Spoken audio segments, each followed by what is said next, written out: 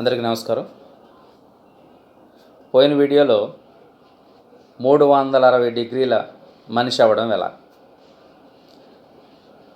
ఆ 360 డిగ్రీల లక్షణాలని మనం పెంపొందించుకోవడం ఎలా అన్న విషయాన్ని చూసాం.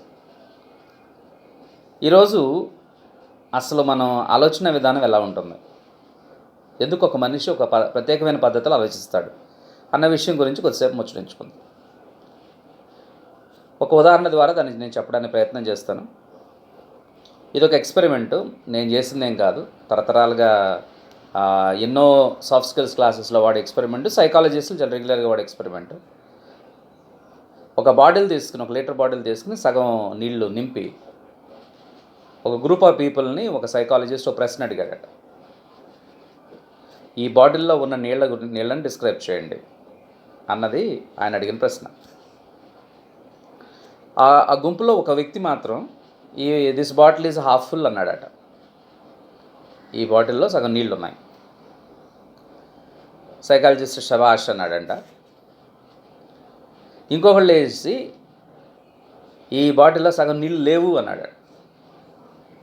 దీనికి కూడా సైకాలజిస్టు శబాష్ అన్నాడంట అదే స్పీడ్లో.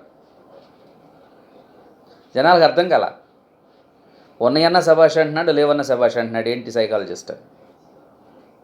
మన జాగ్రత్తగా గమనిస్తే ఇద్దరు వ్యక్తుల్లో ఎవరు రైట్ ఎవరు రాంగ్ మనం చాలా సింపుల్గా చెప్పేసేయచ్చు ఆన్సరు, ఇద్దరు రైటే. ఈ ప్రశ్నకి సమాధానం ఇద్దరు రైటే. రెండవ ప్రశ్న ఏంటంటే, ఇలాంటి నేచర్ కనుక మనకుంటే వృత్తి రంగంలో కానీ వ్యక్తిగత రంగంలో కానీ రిలేషన్స్ మధ్యలో కానీ మన మన కుటుంబ సభ్యుల మధ్య కానీ వృత్తిలో మనం పనిచేసే చోట కానీ మనం ఒక కంపెనీ పెడితే ఆ కంపెనీలో మనం రాణించడంలో కానీ ఈ రెండు నేచర్లు ఏ నేచర్ ఉపయోగపడుతుంది? నీ బాస్ ఆ రెండో టైప్ అయితే నీకు నచ్చుతాడా? నీకు పాఠాలు చెప్పే గురువు ఆ రెండో టైప్ అయితే నచ్చుతాడా? 94 మార్కులు వచ్చినాయి నీకు, ఆ 4 మార్కులు ఏం చేసావు అనేవాడు నచ్చుతాడా? అన్న రాని 4 మార్కుల కోసం నిన్ను తిట్టేశాడు అనుకోండి, నచ్చుతాడా? నీ స్నేహితుడే ఎంత మంచి మూడు నేను నాశనం చేసేస్తుంటే ఆ స్నేహితుడు నచ్చుతాడా? మనం వాటి దగ్గర నుంచి పారిపోమా? సో 2 లక్షణాలు 2 గుణాలు కరెక్టే. కానీ ఆశాభోగ దృక్పథంతో మాట్లాడేవాడు, మనల్ని ఆనందం ఉంచేవాడే మనకు నచ్చుతాడు. మూడోవాడు గురించి చెప్తున్నాను. మూడోవాడు అన్నాడంట, దీంట్లో సగం నీళ్ళు ఉన్నాయి, సగం నీళ్ళు లేవు. మళ్ళీ సేమ్ ప్రశ్న, వీడు కరెక్టే. కానీ లైఫ్లో ఎవరు పైకి వస్తారు? ఉన్నది చూసేవాడా, లేనిది చూసేవాడా, ఉంది లేనిది చూసేవాడా? ఈ ప్రశ్నకి సమాధానం మాత్రం కొంచెం కష్టమే కదా. ఇప్పుడు ఆర్డర్ ఇవ్వండి వాటికి, నువ్వైతే ఎవరిని ఎక్కువ ఇష్టపడతావు? సాధారణంగా అందరినీ నోటంటే వచ్చే సమాధానం ఏంటంటే ఆ మూడో వ్యక్తి అని. ఉన్నది చూడాలి, లేనిది చూడాలి. కానీ ఒకసారి గమనించండి, ఆ మూడో వ్యక్తిని మనం స్ట్రైట్ ఫార్వర్డ్గా మాట్లాడే వ్యక్తిని అంటాం మనం. యథార్థవాది, ఉన్నది ఉన్నట్టుగా వాదిస్తాడు, ఉన్నది చూస్తాడు, లేనిది చూస్తాడు. ఇలాంటి వాళ్ళు మంచి క్రిటిక్స్గా ఉపయోగపడతారు. వీళ్ళు మూవీ రివ్యూస్ రాయడానికి, బుక్ రివ్యూస్ రాయడానికి, పొలిటికల్ క్రిటిసిజం చేయడానికి ఇలాంటి వ్యక్తులు బాగా ఉపయోగపడతారు.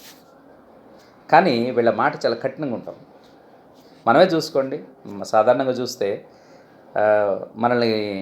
మనలో మంచి క్వాలిటీస్ చెప్తే మనకు నచ్చుద్ది, కానీ మనలో చెడు క్వాలిటీస్ చెప్తే అంత నచ్చదు. సో ఈ ముగ్గురు వ్యక్తుల్లో ఎవరిని ఎక్కువ అయిష్టత చూపిస్తాం మనం? ఆ రెండోవాడి మీద అయిష్టత ఉంటుంది, ఆ మూడోవాడు అంటే కూడా భయం ఉంటుంది మనకు. నా పర్సనల్ ఎక్స్పీరియన్స్ చెప్తున్నాను. ఒక క్లాసులో ఒక్క రోడ్డు ఉండేవాడు, నేను చాలా స్ట్రైట్ ఫార్వర్డ్ సార్ అని అనేవాడు. చూసా అది అతని నేచర్ కదా, పర్వాలేదులని. ఒకరోజు నేను చాలా స్ట్రైట్ ఫార్వర్డ్ కూడా తిట్టా. వాడికి నచ్చలా. అదేంటి సార్ తిడతారండి? అవునాయా, నీ దగ్గర ఉన్న చెడు లక్షణం ఇది, మంచి లక్షణం ఇది, చెడు లక్షణం ఇది. నీ చెడు నాకు నచ్చలేదు, నీకు చెప్పేస్తున్నాను అందరి ముందు. అదేంటి సార్ అలా చెప్తారంటే, మరి నువ్వు చేస్తుంది అదే కదా. ఇది నా పెద్దరికం, లేకపోతే నా పెద్ద వయసు, నేను గురువుని టీచర్ని కాబట్టి నేను తీసుకున్న ఒక ఇది కాదు. అతనికి ఏదో నేర్పించాలని అనుకున్నాను, అది నేర్చుకున్నాడు లేదు తర్వాత విషయం. సో ఆ మూడో వ్యక్తితో ఆ ప్రాబ్లం ఉంటుంది.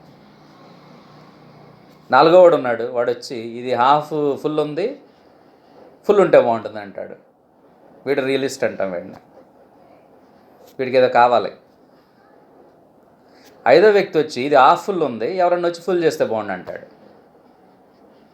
ఆరో వ్యక్తి వచ్చి ఇది హాఫ్ ఫుల్ ఉంది, దేవుడు ఎవరినన్ను పంపించి ఫుల్ చేస్తే బాగుండు అంటాడు.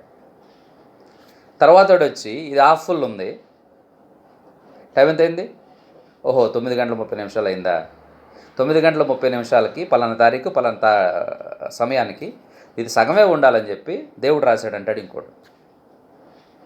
వీడిని ఫ్యాటలిస్ట్ అంటాం. ఓకే, పేరు ఏదైనా పెట్టుకోండి, మతంతో సంబంధం లేదు, ఒక ఆలోచన విధానం. ఇది దేవుడు రాశాడు. అప్పుడు ఆ మొదటోడు ఉంటాడు చూడండి, వాడు వచ్చి దేవుడు రాశాడు అని చెప్పి వెళ్ళి నీళ్ళు తీసుకొచ్చి ఫిల్ తీసుకొచ్చి పెడతాడు. ఇప్పుడు మాట్లాడంటాడు. దీన్ని కూడా వీడేమంటాడు తెలుసా, ఇది కూడా దేవుడు రాశాడు. ఇదొక నేచరు. ఈ నేచర్లు ఏవి రాంగు రైటు అన్నది చెప్పడం నా ఉద్దేశం కాదు. ఎలాంటి వ్యక్తులతో నువ్వు ఉండడానికి ఇష్టపడతావు, ఎలాంటి వ్యక్తులతో నువ్వు ఉండడానికి ఇష్టపడతావు. ఇంకొకడు ఉంటాడు, వాడు హాఫ్ ఫుల్ ఉన్న బాటిల్ని తీసుకుని అవసరమైతే మంచినీళ్ళు తాగి తనకి సమయం దొరకగానే వెళ్ళిపోయి ఫుల్ చేసి తీసుకొచ్చి పెట్టేస్తాడు. ఇలాంటి వ్యక్తులు కూడా మన చుట్టుపక్కల చాలామంది కనిపిస్తూ ఉంటారు.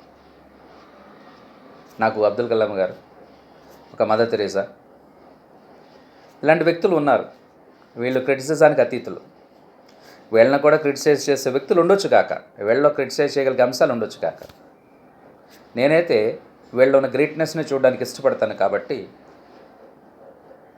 నేను ఆ ప్రోయాక్టివ్ టైప్ ఆఫ్ పర్సన్లో ఇలాంటి వ్యక్తులను పెడతాను. సో నువ్వెలా ఉండాలనుకుంటున్నావు? ఆశావాహక దృక్పథంతో ఉండాలనుకుంటున్నావా? నిరాశవాది ఉండాలనుకుంటున్నావా? యథార్థవాదిగా రియలిస్ట్గా ఉండాలనుకుంటున్నావా? ఐడియలిస్ట్గా ఉండాలనుకుంటున్నావా? ఫ్యాటలిస్ట్గా ఉండాలనుకుంటున్నావా? విష్వల్ థింకర్గా ఉండాలనుకుంటున్నావా? దేవుడి మీద భారం వేసి నీ పన్ను చేయకుండా కూర్చోవాలనుకుంటున్నావా? ప్రోయాక్టివ్ పర్సన్గా ఉండాలనుకుంటున్నావా? నువ్వు ఎలా ఉండాలనుకుంటే నీకు జీవితం అలాగే నీ ప్లేట్లో అన్ని వస్తువులను సమకూరుస్తుంది. ఉదాహరణ చెప్పి ముగిస్తాను. క్రిస్మస్ పండుగ, సంక్రాంతి పండుగ వచ్చింది. ఇంటి పెద్ద తండ్రి బట్టలు తీసుకొచ్చాడు. చాలా హ్యాపీగా తీసుకొచ్చాడు బట్టలు తీసుకొచ్చి చూపిస్తున్నాడు. నిరాశవాది కూతురుంది అనుకోండి, ఏం బాగున్నాయి అంటది. నిరాశవాది కొడుకున్నాడు అనుకోండి, సిమిలర్ టైప్ ఆఫ్ ఆన్సర్ ఇచ్చేస్తాం. నిరాశవాది భార్య ఉందనుకోండి, ఎంత అని అడుగుద్ది. 10,000 పెట్టి తెచ్చానంటే పక్కింటి వనజ 10,116 అంటది. అలాగని నెక్స్ట్ టైము ఆ 11,000 తెచ్చేవారు, దాని తగ్గ ఆన్సర్ ఉంటుంది. ఒక కుటుంబం ఎలా ఉంటుందో ఆలోచించండి. ఈ కుటుంబం హ్యాపీగా ఉండాలంటే ఒకటే జరగాలి. అక్కడ ఇంటి పెద్ద కూడా నిరాశవాది ఉండాలి. 4 నిరాశవాదులు బ్యూటిఫుల్గా ఉంటుంది ఫ్యామిలీ. కూర ఎంత బాగుందా, ఏం బాగుంది అని ఇతను పెట్టేవలేని ఇంకొకరు, మీ మొహాలకి ఇది ఎక్కువనా. ఇలాంటి కుటుంబం ఉంటే ఎలా ఉంటుంది? ఆశావహ దృక్పథం ఉన్న వ్యక్తులు ఉన్న కుటుంబం ఎలా ఉంటుంది చూడండి, మీకే తెలిసిపోతుంది తేడా. మిక్సింగ్ ఉన్న బాగానే ఉంటుంది, కొంచెం గొడవలు, కొంచెం పులుపు, కొంచెం తీపి, కొంచెం ఒకరు మిక్సింగ్ ఉన్న బాగానే. కానీ ఈ ఆశావహ దృక్పథం ఉన్న వ్యక్తులు ఒక 4 ఒక కుటుంబంలో ఉన్న ప్రోయాక్టివ్ నేచర్లో ఉంటే ఇంకా సూపర్. ఇది కూడా మనం గమనిస్తాం. జాయింట్ ఫ్యామిలీ సిస్టంలో బాగుండేది. అమ్మ అందరికన్నా లాస్ట్ని తినేది. ఏం తినేదో కూడా మనకు తెలిసేది కాదు. పిల్లలుగా మనకు పెట్టింది కదా, మనం ఎంజాయ్ చేసాం కదా అనుకుని మనం తినేసి వెళ్ళిపోయేవాళ్ళం. పాపం తినే సమయానికి ఏమైనా ఉండేదో కాదో కూడా తెలియదు అసలు. నా కుటుంబమే తింటుంది కదా, నా పిల్లలే కదా, నా మనవాళ్ళే కదా, నా పిల్లలే కదా, నా మేనకోడలే కదా, మేనల్లుళ్ళే కదా, నా మరిది పిల్లలే కదా, ఇలా అనుకునేసి ఆగిపోయేది ఆ ఇంటి పెద్ద. అలాంటి సాక్రిఫైస్ బోల్డ్ అని మనం చేస్తాం. సో ఆ కుటుంబంలో మిక్స్డ్గా ఉన్నా బాగానే ఉంటాం. ఒక కుటుంబంలో అందరూ ఆశావాదులు, ప్రొయాక్టివ్ పీపుల్ ఉన్నా బాగానే ఉంటుంది. ఒక కుటుంబంలో నిరాశావాదులు ఉంటే ఎలా ఉంటుందో చూడండి. అస్సలు శబ్దమే రాదు, ఇల్లు ఓన్లీ తిట్లు ఉంటాయి. నెమ్మదిగా గట్టిగా రెండు రకాల వర్షన్స్. ఒక కుటుంబంలో ఫ్రాంక్ పీపుల్ ఉన్నారనుకోండి, భలే ఉంటుంది. కూర మంచి స్మెల్ వస్తుంది కానీ ఉప్పు లేదు. నీ మొహం ఎప్పుడైనా చూసుకున్నావా అంటే ఆవిడేమంటుంది, సేమ్ టు యూ అంటుంది. ఇదంతా చూసిన పిల్లలు ఏమవుతారు, భలే భలే అనుకుంటారు. అర్థమవుతుందా? ఆశావహులు కండి, ప్రొయాక్టివ్ పీపుల్ కండి. ఆ జీవితంలో వచ్చే మార్పు ఏంటో మీకు చాలా క్లియర్గా తెలుస్తుంది. Thank you.